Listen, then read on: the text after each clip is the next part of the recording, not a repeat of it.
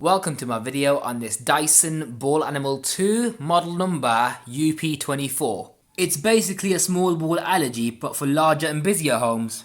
It has a wide diameter brush bar which makes it more ideal for all carpet types compared to a thin brush bar, for example, which is going to be quite rubbish. So basically you want a wider brush bar because it will work better on thicker carpets. Now if you imagine my fingers to be carpet fibres, yeah? Imagine these are carpet fibres.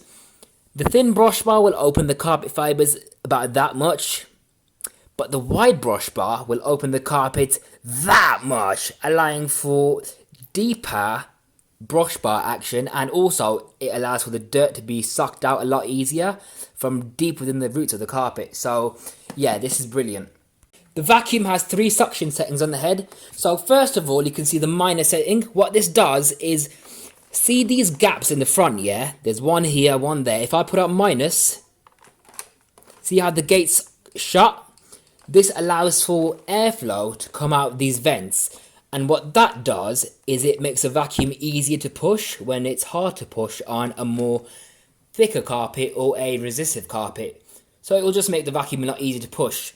The middle setting will open up the gates, which allows for larger debris to get sucked in a lot easier, without having to get the hose out because your vacuum's snowplowing the dust and dirt all along your hard floors. The plus setting, once again, closes the gates, which allows for a deeper clean of your carpets. So all the suction is being focused right where the brush bar is, leaving the suction to have no choice but to go inside the carpet for a deep clean. Now if you take a look underneath the vacuum, you will notice that there's no belt, okay? What does this mean? Well, first of all, you get a wide path cleaning, which basically means that there's no unswept path, meaning that you're not going to miss any debris behind. So you're getting a full wide coverage, yeah? And also this means that there's no belts to break either. So again, +1 here. There's also edge cleaning channels on both sides of the vacuum cleaner head. So this means you're going to get perfect edge to edge cleaning. The brush bar comes out very easily for easy cleaning. So, it's literally that simple.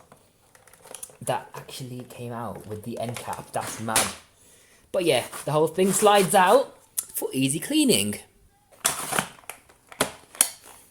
This vacuum has a humongous bin capacity. So when it's full, what you do, you push the catch on the top of the cyclone here. That comes off. Then when you take it to the bin, you press the red trigger, which is right on the top of the handle, the exact opposite of where the dirt falls out. So it couldn't be any more hygienic than any other bagless system that's on the market. So when you press that button, you release it just like that. Beautiful design. If you want to clean it out further, you can do. There's a grey button right here, which you push down on. Then the bin can literally just slide off like that. You can give the cyclone a good brushing or wiping down. And you can rinse the bin out, let it dry, and then yeah, you've got your shiny clean bin ready for use.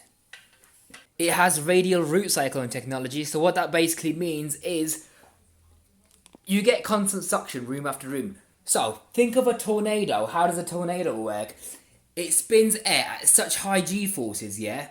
The heavy matter inside, in this case dust, it can't keep up with the airspeed because the air's spinning so fast. So it gets flung out of the airflow and it falls down into the bin, yeah? Leaving only cleaner air to exit out the top of the cyclone.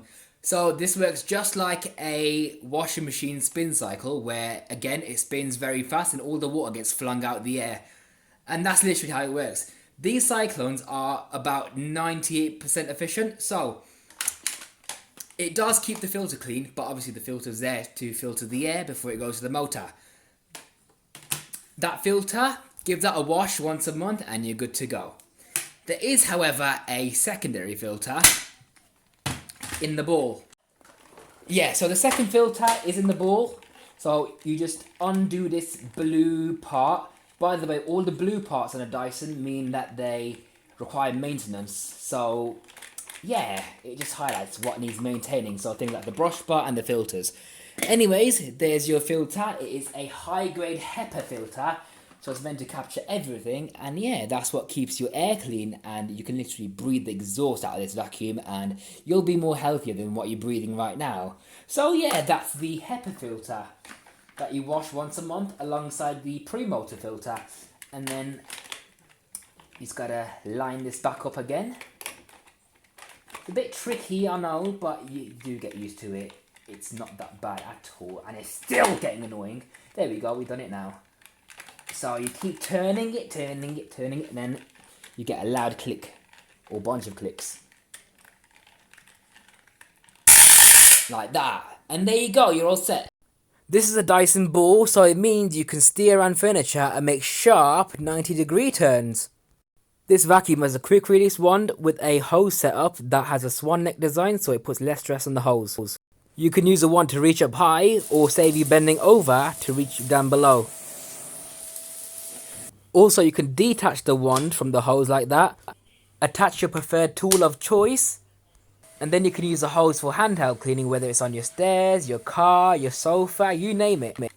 The attachments click on, and they don't come off unless you want it to come off with the push of a button. That's what I love. So what attachments do the vacuum come with?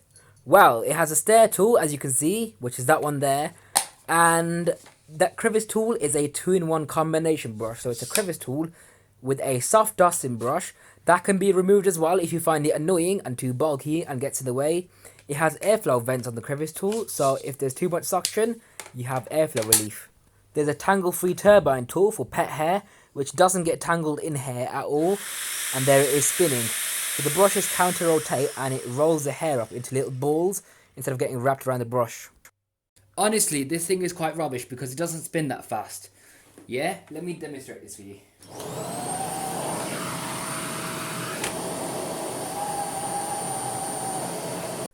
There's also a brush control on the vacuum, so you can switch off the brushes when you don't need them. For example, when you're going from carpets to hard floors, or even vacuuming delicate rugs. Here it is in action on a hard floor. Further comments on the vacuum. I love how quiet it is, literally. When you're actually vacuuming, you can have a conversation over it. It's literally that quiet. I'm not shouting or anything either. There is one thing that I don't like about it, and that's the wand. So you've got this wide opening here. However, the actual pole or tube is very, very narrow, so it can get clogged up if you suck up anything large, which you think might be able to fit through this end, but it's actually not. So just take that into consideration. But yeah, apart from that, it's brilliant. It's fantastic. It looks very futuristic. It's modern. It's robust. It's durable. It's powerful. It's quiet. It's got good HEPA filtration. It works on all floor types. It can reach up to the top of the stairs. It's got a long cable. What more would you want from a corded upright like this?